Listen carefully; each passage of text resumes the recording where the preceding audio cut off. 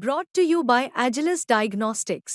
Health test की बात आती है तो मैं भरोसा करता हूँ India largest diagnostics company Agilus Diagnostics. खुद को टेस्ट करते रहो। जाट व गैर जाट समाज में ही बंटकर रह गया और इन सबसे फिर बीएसपी को काफी नुकसान हुआ है। जैसे हमने इनेलो से हरियाणा में अलायंस किया तो हमें जाट समाज का वोट मिला ही नहीं बीजेपी को हराने के लिए, या बीजेपी को सत्ता में बीजेपी वापस ना आए तो जाट वोट एक तरफा तो वो कांग्रेस को चला गया। ये स्थिति जो अभी आई है खास तौर से हरियाणा में, ऐसी स्थिति आगे भी पैदा हो सकती है।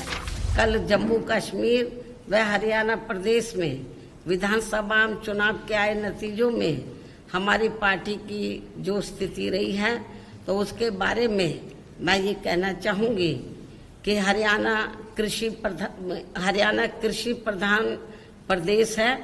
यहाँ कृषि से जुड़े खासकर जाट समाज के लोग बीजेपी की केंद्र व राज्य सरकार की भी किसान विरोधी रही नीतियों व कार्यशैली आदि से कतई भी खुश नहीं रहे हैं और अभी भी खुश नहीं हैं, जिसकी खास वजह से ही बीजेपी को सत्ता में आने से रोकने के लिए इस बार जाट समाज का अधिकांश वोट कांग्रेस पार्टी को ही चला गया, जिससे फिर इनेलो व बीएसपी के बने गठबंधन को भी इस समाज का वोट एक आधी सीट को छोड़कर लगभग ना के बराबर ही मिला है।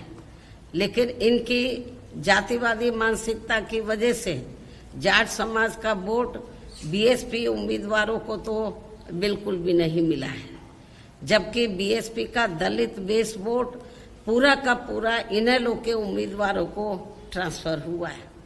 इतना ही नहीं बल्कि श्री चौटाला परिवार से जुड़ा जाट समाज का भी वोट इनमें आपस में फूट होने की वजह से फिर इसका भी ज्यादातर लाभ बीजेपी को ही मिल गया है।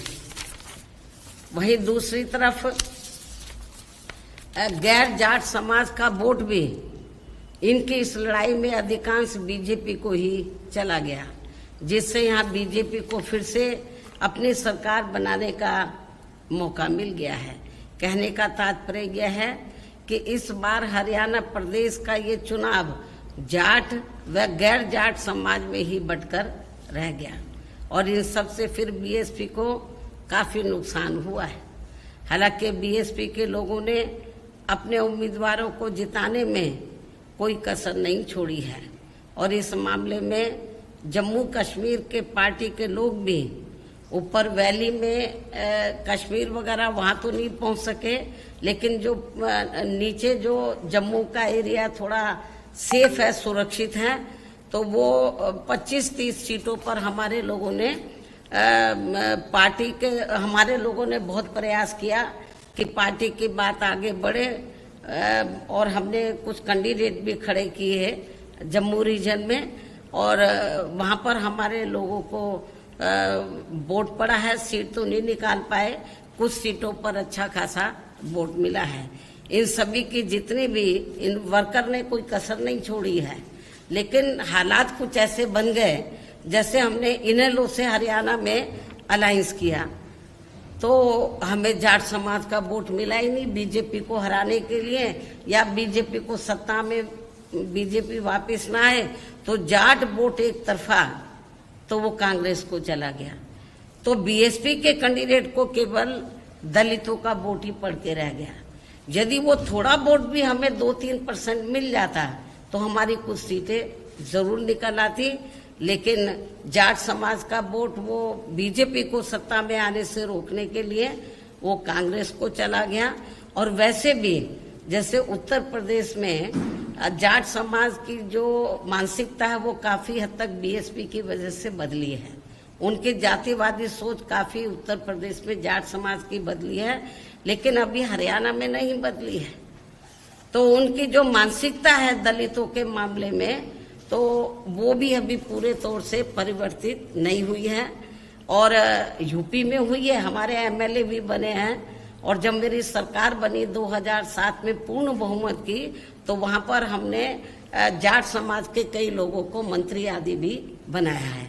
तो हमें यूपी की तरह अभी इनकी मानसिकता को हरियाणा में बदलना होगा, जो अभी पूरे तौर से नहीं बदली है।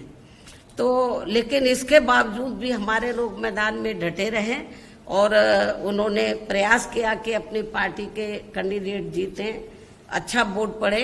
इसके लिए मैं जम्मू कश्मीर व हरियाणा प्रदेश में जो पार्टी के लोग हैं उनकी मैं बहुत बहुत आभारी हूँ।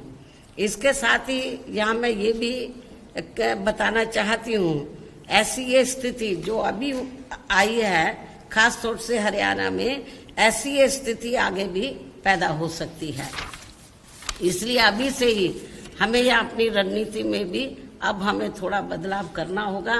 क्या करेंगे वक्त आने पर आप लोगों को बता दिया जाएगा।